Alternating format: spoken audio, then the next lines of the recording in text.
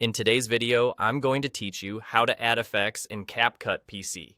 If you want your videos to stand out with eye-catching overlays or stylized lighting, this is a quick, reliable way to do it without getting lost in menus.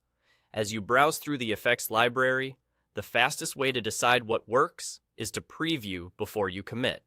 To test an effect, simply click directly on its thumbnail icon.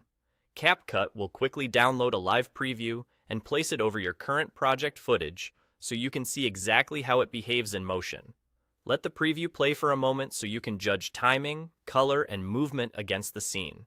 If you want to compare options, click another thumbnail and CapCut will swap the preview instantly.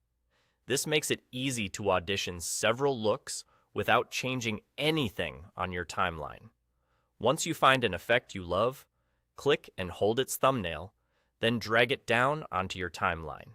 You have two flexible ways to apply it. Drop it directly onto a specific clip if you want the effect to live only on that one piece of footage. This anchors the look to the clip and keeps your timeline tidy, which is great for quick, focused enhancements. Or, place it on an independent track above your video. This method gives you the most control over timing.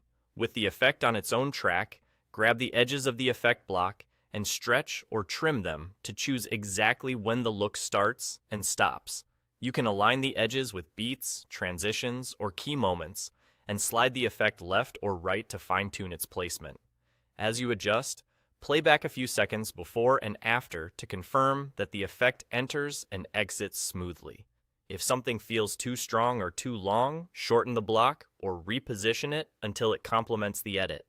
Remember, the preview you saw from the thumbnail is the same style you're applying here, so what you drag and drop is what you'll get. This workflow keeps you moving quickly. Audition, apply, and refine the timing, all in just a few clicks and drags. That's really all there is to it.